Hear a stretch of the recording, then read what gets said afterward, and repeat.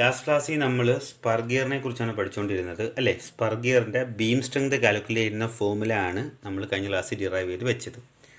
അതായത് Lewis equation F T is equal to sigma into B into M into capital Y.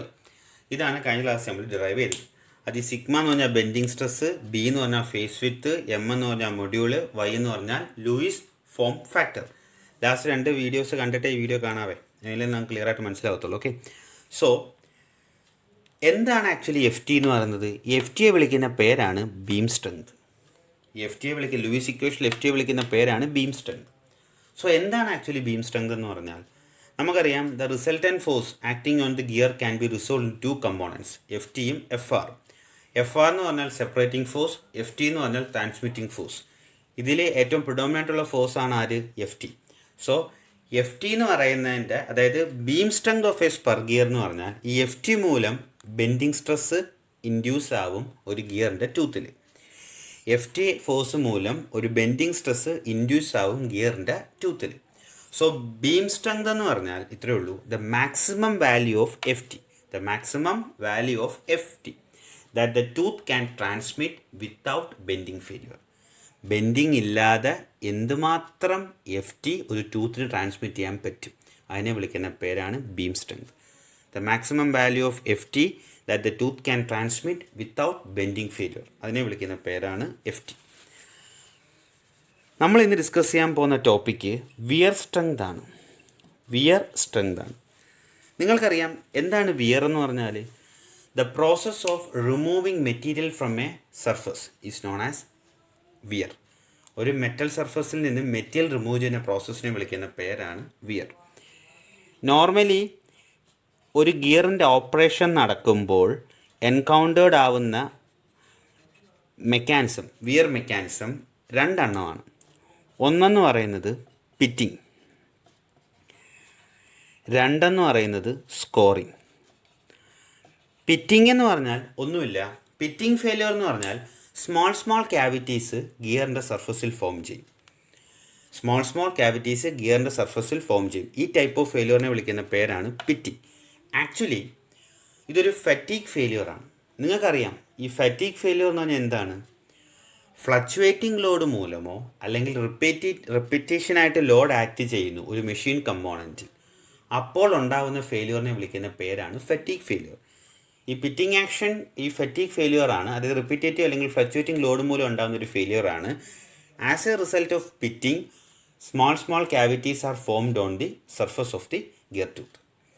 Scoring എന്ന് പറഞ്ഞാൽ ഈ failure എപ്പോഴാണ് ഉണ്ടാകുന്നതെന്ന് വെച്ചാൽ lack of lubrication. It is the failure which takes place due to lack of lubrication. ഇതിലേറ്റവും predominant ആയിട്ട് ഇരിക്കുന്ന wear mechanism ഏതാണെന്ന് ചോദിച്ചാൽ പിറ്റിംഗ് ആണ്. സോ ഹെഡിങ് എന്താണ്? Wear strength. So wear strength of a gear എന്ന് പറഞ്ഞാൽ ഇത്രയേ ഉള്ളൂ. It is the maximum value of F T. F T മൂലമാണ് ഈ വിയർ ഉണ്ടാകുന്നത്. It is the maximum value of F T that the tooth can transmit without pitting failure.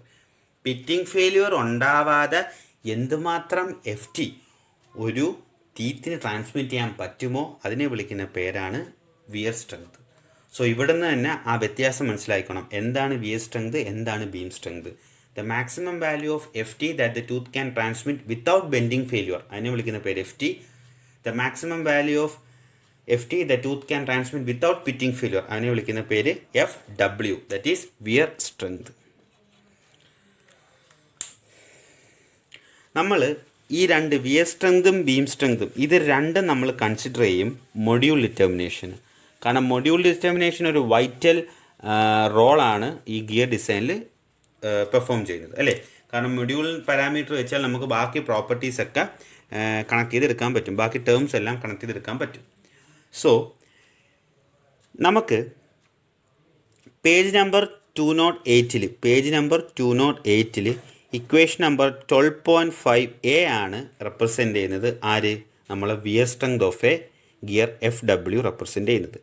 F W is equal to D1BQ into K. അത് ഈ D1 എന്ന് പറഞ്ഞാൽ diameter of pinion. എവിടെ suffix 1 വന്നാലും ഈ ഡേറ്റാ ബുക്കിൽ represent ചെയ്യുന്നത് പിനിയനാണ്.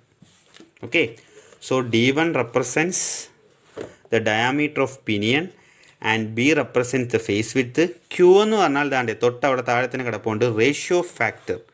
എന്താണ് റേഷ്യോ ഫാക്ടറാണ് Q കണ്ടുപിടിക്കാനുള്ള ഫോർമുല. ആൻഡ് K എന്ന് പറഞ്ഞാൽ ലോഡ് സ്ട്രെസ് ഫാക്ടർ.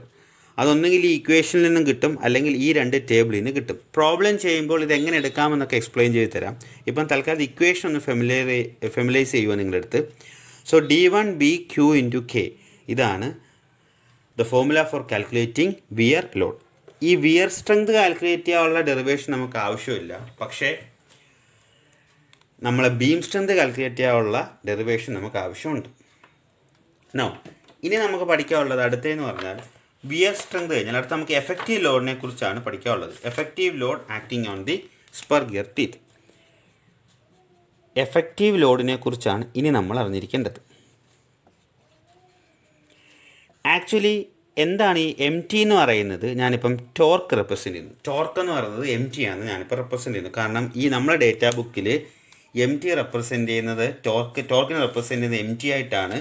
സോ ഞാൻ MTയെ ടോർക്കായിട്ട് റെപ്രസെൻ്റ് ചെയ്തു. എന്താണ് ടോർക്ക് എന്ന് പറഞ്ഞാൽ നമുക്കറിയാം, ടോർക്ക് എന്ന് പറഞ്ഞാൽ ഫോഴ്സ് ഇൻറ്റു ഡിസ്റ്റൻസ് ആണ്.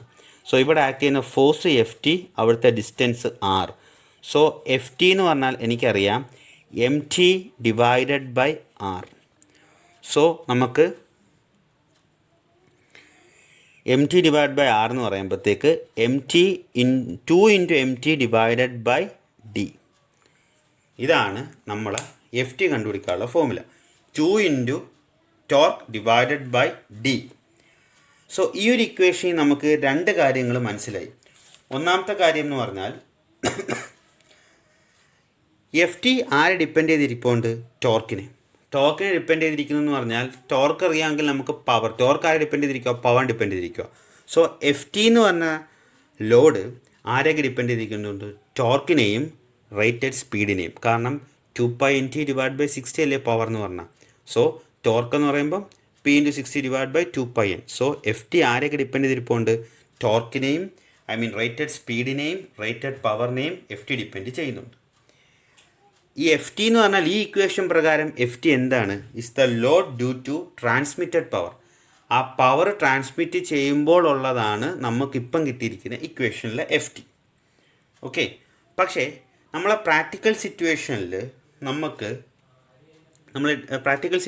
നമുക്കറിയാം, നമുക്ക് ഡിസൈൻ ചെയ്യുമ്പോൾ നമുക്ക് വേണ്ട മെയിൻ ക്രൈറ്റീരിയ എന്ന് പറയുന്നത്, നമുക്ക് ഏറ്റവും ഇമ്പോർട്ടൻ്റ് ആയിട്ടുള്ളത് മാക്സിമം ടോർക്കാണ്. അതായത് മാക്സിമം ലോഡാണ് നമുക്ക് വേണ്ടത്.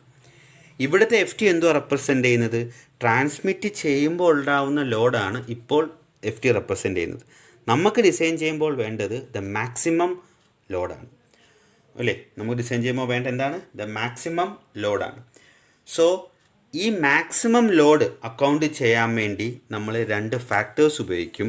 ആ ഫാക്ടേഴ്സാണ്, ഒന്ന് സർവീസ് ഫാക്ടർ എന്ന് പറയും CS, ഒന്ന് സർവീസ് ഫാക്ടർ എന്ന് പറയും CS. രണ്ട് വെലോസിറ്റി ഫാക്ടർ എന്ന് പറയും, അതിനെ CV എന്ന് വിളിക്കും. Velocity factor CV. നമുക്കറിയാം ഈ പ്രാക്ടിക്കൽ സിറ്റുവേഷനിൽ നമ്മൾ ഡ്രൈവിംഗ് ഷാഫ്റ്റിൽ നിന്നും വരുന്ന പവർ അല്ലെങ്കിൽ ടോർക്ക് അത് വേരി ചെയ്യാം. അതൊരിക്കലും കോൺസ്റ്റൻ്റ് ആയിരിക്കത്തില്ല. അതേ കണക്ക് തന്നെ നമ്മളെ ഡ്രിവൺ മെഷീന് വേണ്ട ആവശ്യമായ ടോർക്കും എന്തോ ആയിരിക്കത്തില്ല, കോൺസ്റ്റൻ്റ് ആയിരിക്കില്ല, അതും വേരി ചെയ്യും. അപ്പം ഗിയർ ഡിസൈൻ ചെയ്യുമ്പോൾ നമുക്ക് മാക്സിമം ടോർക്കാണ് നമ്മളെ ക്രൈറ്റീരിയ. അപ്പം ഈ ഒരു മാക്സിമം ടോർക്ക് അക്കൗണ്ട് ചെയ്യാൻ വേണ്ടി നമ്മൾ ഉപയോഗിക്കുന്ന ഫാക്ടേഴ്സ് ആണ് ആദ്യത്തെ ഫാക്ടർ CS.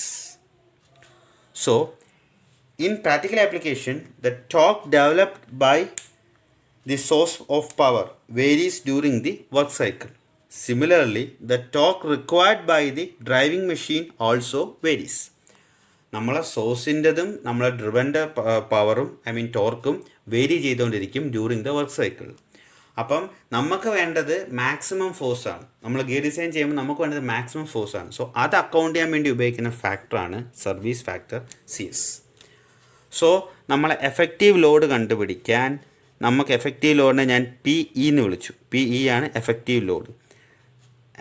FE എന്ന് വിളിച്ചു. അതാണ് നമ്മൾ എഫക്റ്റീവ് ലോഡ്. നമുക്കിപ്പം FT അറിയാം, the load due to transmitted power. അതേ ഇൻറ്റു CS ചെയ്യുമ്പോൾ നമുക്ക് എന്തോ കിട്ടും? എഫക്റ്റീവ് ലോഡ് കിട്ടും.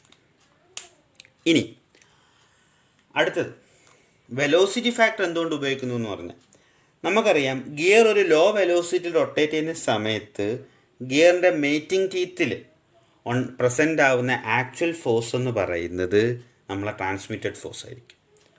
ഗിയർ വളരെ ലോ വെലോസിറ്റിയിൽ റൊട്ടേറ്റ് ചെയ്യുന്ന സമയത്ത് രണ്ട് മേറ്റിംഗ് ടീത്തിൻ്റെ ഇടയിലുണ്ടാകുന്ന ആക്ച്വൽ ഫോഴ്സ് എന്ന് പറയുന്നത് നമ്മുടെ ട്രാൻസ്മിറ്റഡ് ഫോഴ്സ് തന്നെ ആയിരിക്കും. നമ്മൾ FT തന്നെ ആയിരിക്കും.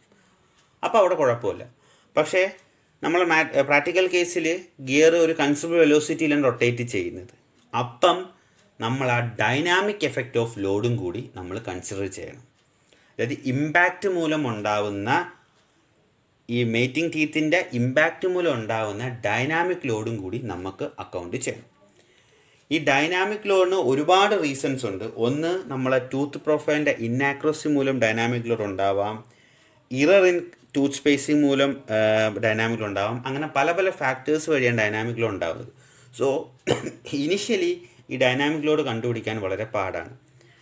അങ്ങനെ ബാത്ത് എന്ന് പറഞ്ഞൊരു scientist service factor velocity factor എന്നൊരു ടേം അക്കൗണ്ട് ചെയ്ത് ഇനിഷ്യലി ആ സർവീസ് ഫാക്ടറിൻ്റെ, അതായത് ഈ വെലോസിറ്റിയുടെ എഫക്റ്റിനെ, ഈ ഡൈനാമിക് എഫക്റ്റിനെ നമ്മൾ അക്കൗണ്ട് ചെയ്യിച്ചു. ആ ബാത്ത് കൊണ്ടുവന്ന ഫാക്ടറിനെ വിളിക്കുന്ന പേരാണ് വെലോസിറ്റി ഫാക്ടർ CB. നിങ്ങളുടെ ഡേറ്റാ ബുക്കിൽ ഇപ്പം എഫക്റ്റിലോഡ് എങ്ങനെ വരും? FT × CS divided by CB. ഇത് ചെയ്യുമ്പോൾ നമുക്ക് കിട്ടുന്ന ലോഡാണ് effective load acting on the spur tooth gear. അത് ഈ CS എന്ന് പറഞ്ഞാൽ സർവീസ് ഫാക്ടർ, CB എന്ന് പറഞ്ഞാൽ നമുക്കറിയാം വെലോസിറ്റി ഫാക്ടർ. നിങ്ങൾ ഡേറ്റാ ബുക്കിൽ പേജ് നമ്പർ 205 എടുത്തേ. 205 നിങ്ങൾക്ക് കാണാം ഈ സർവീസ് ഫാക്ടർ. കണ്ടോ? ഇക്വേഷൻ 12.6a മുതൽ 12.6e വരെ നമ്മൾ വെലോസിറ്റി ഫാക്ടറാണ് പറഞ്ഞിരിക്കുന്നത്. ഓക്കെ, ഓർഡിനറി ഗിയറിനും up to 8 metre per second ആണെങ്കിൽ ഇതാണ് service velocity factor, up to 13 metre per second ആണെങ്കിൽ ഇതാണ് വെലോസിറ്റി ഫാക്ടർ. അങ്ങനെ പല പല വെലോസിറ്റി റേഞ്ചിനും പല പല ആപ്ലിക്കേഷൻ അനുസരിച്ചും പല പല ഫോർമുലാസ് ഉണ്ട് വെലോസിറ്റി ഫാക്ടർ കണ്ടുപിടിക്കാൻ. ഓക്കെ, സോ ഇനീഷ്യൽ ഇതെന്തുകൊണ്ട് നമ്മൾ ഉപയോഗിക്കാൻ കാരണം, ഇനീഷ്യൽ സ്റ്റേജിൽ ഡൈനാമിക് ലോഡ് കണ്ടുപിടിക്കുക എന്ന് പറയുന്നത്, ഇനീഷ്യൽ സ്റ്റേജിൽ ഡൈനാമിക് ലോഡ് കണ്ടുപിടിക്കുക എന്ന് പറയുന്നത് വളരെ പ്രയാസപ്പെട്ടൊരു കാര്യമാണ്. സോ നമ്മളെ ഇക്വേഷൻ പ്രകാരം എഫക്റ്റീവ് ലോഡ് എന്ന് പറയുന്നത് CS service factor into FT divided by CB. Okay, ഇതാണ് നമ്മുടെ എഫക്റ്റീവ് ലോഡ്. അപ്പോൾ നമ്മൾ ഇക്വേഷൻ പ്രകാരം FT ലോഡ് കണ്ടുപിടിക്കാൻ CS × FT divided by CB. So രണ്ട് മെത്തേഡ് വഴിയാണ് നമ്മൾ ഈ ഡൈനാമിക് ലോഡ് കൊണ്ടുവരുന്നത്. ഇനിഷ്യൽ സ്റ്റേജിൽ നമ്മളിത് കണ്ടുപിടിക്കാൻ പ്രയാസമാണ്, ഡൈനാമിക് ലോഡിൻ്റെ എഫക്റ്റ് കണ്ടുപിടിക്കാൻ പ്രയാസമായതുകൊണ്ട് നമ്മൾ ഇനിഷ്യൽ സ്റ്റേജിൽ ഒരു അപ്രോക്സിമേറ്റ് എസ്റ്റിമേഷൻ നടത്തും through the velocity factor CB. ഈ വെലോസിറ്റി ഫാക്ടർ വെച്ച് നമ്മൾ ഇനീഷ്യൽ അപ്രോക്സിമേഷൻ തുടക്കം ഡൈനാമിക് ലോഡ് നമ്മൾ നടത്തും. എന്നിട്ട് നമ്മൾ എഫക്റ്റീവ് ലോഡ് കണ്ടുപിടിക്കും. അത് കഴിഞ്ഞ് നമ്മൾ പ്രിസൈസായിട്ട് ബക്കിംഗ്ഹാം ഇക്വേഷൻ ഉപയോഗിച്ച് നമ്മൾ FD കണ്ടുപിടിക്കും in the final stage of gear design. Gear ഡിസൈൻ്റെ അവസാന ഘട്ടം എത്തുമ്പോഴത്തേക്ക് നമ്മൾ എന്ത് സംഭവിക്കും? ഈ ഡൈനാമിക് ലോഡിൻ്റെ കറക്റ്റ്, അതായത് പ്രിസൈസ് കാൽക്കുലേഷൻ നമ്മൾ കണ്ടുപിടിക്കും. ആ പ്രിസൈസ് കാൽക്കുലേഷൻ, ഡൈനാമിക് ലോഡിൻ്റെ പ്രിസൈസ് കാൽക്കുലേഷന് വേണ്ടി ഉപയോഗിക്കുന്ന ഇക്വേഷനെ വിളിക്കുന്ന പേരാണ് ബക്കിംഗ്ഹാം ഇക്വേഷൻ. നിങ്ങളുടെ ഡേറ്റാ ബുക്കിൽ ഈ പേജ് നമ്പർ 207 ഇക്വേഷൻ നമ്പർ 12.12 കിടപ്പുണ്ട് ആ ഇക്വേഷൻ FD. അതാണ്ട് the dynamic load, Buckingham dynamic load. FT നമ്മൾ ട്രാൻസ്മിറ്റഡ് ലോഡ് പ്ലസ് FI എന്ന് പറഞ്ഞാൽ നമ്മൾ ഒരു ഇൻക്രിമെൻ്റൽ ലോഡാണ്. ഈ ഇൻക്രിമെൻ്റൽ ലോഡ് എക്സ്പാൻഡ് ചെയ്ത് എഴുതിയേക്കാണ്. ഈ K3യും ഈ BCയും എല്ലാം കോൺസ്റ്റൻസ് ആണ്. ഈ കോൺസ്റ്റൻസ് എല്ലാം പ്രോബ്ലം വരുമ്പോൾ എങ്ങനെ കണ്ടുപിടിക്കാം എന്നൊക്കെ എക്സ്പ്ലെയിൻ ചെയ്യാം. സോ ഇപ്പം നമ്മൾ ഈ ഒരു വീഡിയോയിൽ നമ്മൾ പഠിച്ചതെന്ന് വെച്ചാൽ ഏതൊക്കെ ഇക്വേഷൻസ് ആണ് നോർമലി നമ്മൾ ഉപയോഗിക്കുന്നത്, ഗിയർ ഡിസൈൻ ചെയ്യുമ്പോൾ ഏതൊക്കെ ഇക്വേഷൻസ് ആണ് നമ്മൾ കൺസിഡർ ചെയ്യേണ്ടത്, എന്താണ് എഫക്റ്റീവ് ലോഡ് എന്ന് പറയുന്നത്, എന്താണ് ബീം സ്ട്രെങ്ത് എന്ന് പറയുന്നത്, എന്താണ് VS സ്ട്രെങ്ത് എന്ന് പറയുന്നത്. നമ്മൾ അപ്കമിങ് വീഡിയോസിൽ നാളെ നമുക്കൊരു പ്രോബ്ലം ചെയ്യാം, ഗിയർ ഡിസൈൻ്റെ ഒരു പ്രോബ്ലം നമുക്ക് നാളെ ചെയ്യാം. ഓക്കെ, അപ്പം നമുക്ക് ഈ പ്രൊസീജിയർ സ്പർ ഗിയർ ഡിസൈൻ്റെ പ്രൊസീജിയർ എല്ലാം എക്സ്പ്ലെയിൻ ചെയ്തുകൊണ്ട് നമുക്ക് നാളെ ഒരു പ്രോബ്ലം ചെയ്യാം. സോ ഇപ്പം നിങ്ങൾ ഗിയറിനെ കുറിച്ചും ടൈപ്സ് ഓഫ് ഗിയറിനെ കുറിച്ചും ആൻഡ് ആപ്ലിക്കേഷനും ആൻഡ് ടെർമിനോളജിയും ലൂയിസ് ഇക്വേഷൻ ഡെറിവേഷൻ, എന്താണ് വിയർ സ്ട്രെങ്ത്, എന്തിനു വേണ്ടിയാണ് വിയർ സ്ട്രെങ്ത് എടുക്കുന്നത്, എന്താണ് പിറ്റിങ്, എന്താണ് മറ്റേ എഫക്റ്റീവ് ലോഡ്, എന്താണ് സർവീസ് ഫാക്ടർ, എന്താണ് വെലോസിറ്റി ഫാക്ടർ, എന്താണ് ബക്കിംഗ്ഹാം ഡൈനാമിക് ലോഡ്, ഇതെല്ലാം കൂടി ഒന്ന് കണ്ടുപിടിക്കുക. മീൻസ് ഒന്ന് നോക്കി വയ്ക്കുക. നമുക്ക് നാളെ ഇത്ര ഇക്വേഷൻ വെച്ചിട്ടാണ് നമ്മൾ ഗിയറിനെ ഡിസൈൻ ചെയ്യുന്നത്. നമുക്ക് നാളെ ഗിയർ ഡിസൈൻ ഡീറ്റെയിൽ ആയിട്ട് നോക്കാം.